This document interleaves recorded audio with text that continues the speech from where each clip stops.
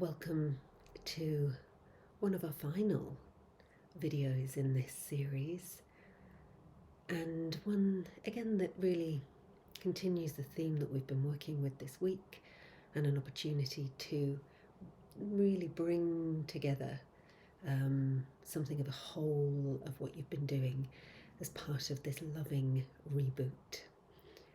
There are some various different activities that you've been doing while you've been with me, getting to know how the hard on yourself part runs a game on you, how it talks to you, what it demands of you, and starting to tune in to your own inner self, your inner wisdom, the compassionate center that's always there and ready to meet you.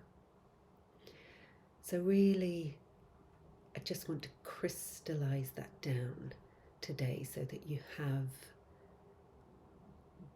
that work to hand in a really sort of pithy and clear way. So today I'm just crystallizing how you might understand who's talking to you at any given time. Broadly speaking, you've heard me talk an awful lot about that part. And I talk a lot about parts, understanding that we are this and that, and that there's a lot of different parts that make the whole of us. But a lot of our attention, a lot of our interest has been on this part that has over amplified its importance in our lives. We've not known any differently. We've just let it take the space. We've felt some sort of reassurance by listening to it, try to improve us so that we're okay.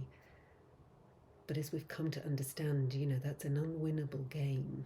We're just on a hamster wheel of feeling dreadful, and that's no way to live a life.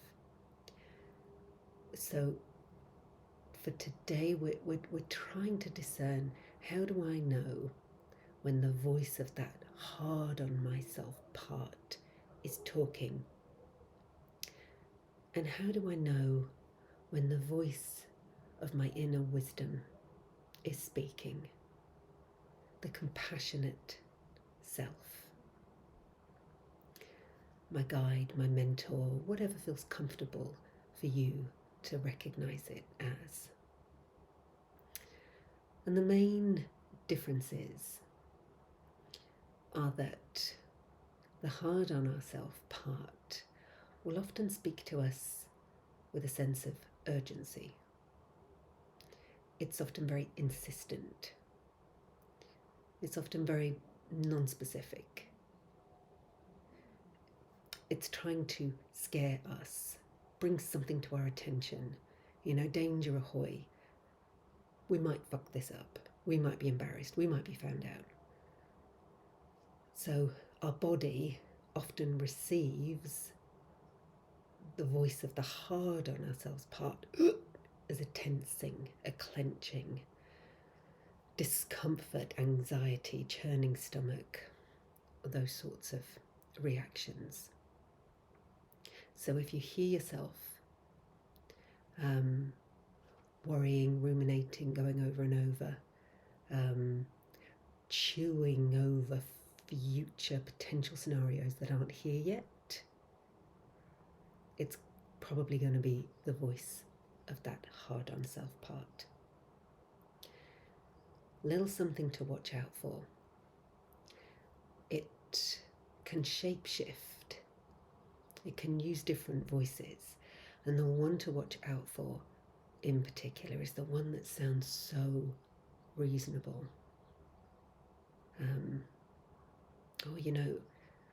Your colleague got all of that praise last week for her presentation. You should probably put in a few more hours.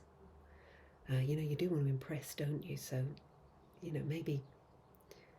And it can sound kind of convincing. It can almost sound like it's on your side. But it's worth just taking a moment to see, well, how's that received in my body? And if it's received with a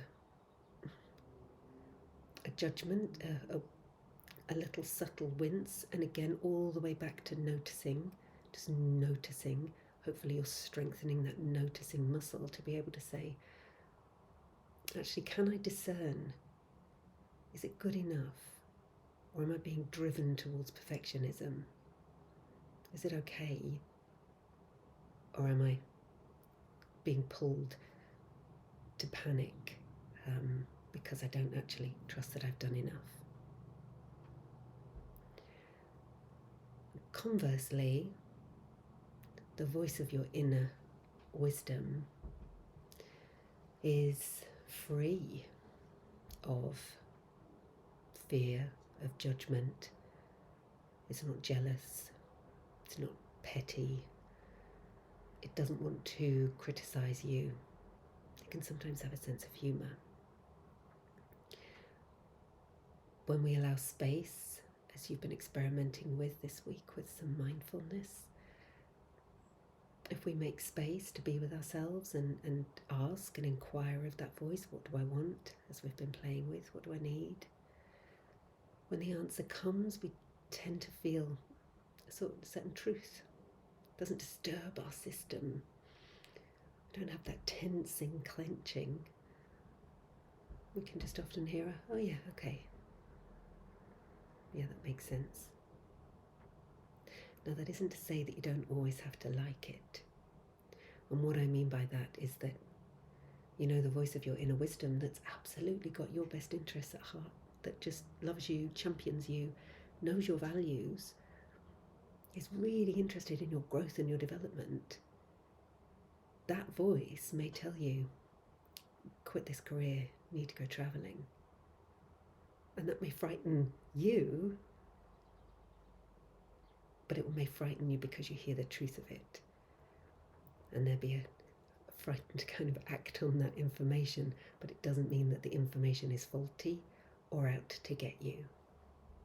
It's just information from somebody who loves you and knows you and wants the best for you. So for today, tomorrow, next week and forever, start to play with who's talking? Who's talking? What do I notice? Slowing things down enough, particularly if you find yourself getting a little. Slow yourself down and ask. Ask of the voice of your inner wisdom, what do I need right now? And see if you can discern if you're getting a true answer from that inside that loves you, or see if hard on yourself is hijacking and trying to get in on the game.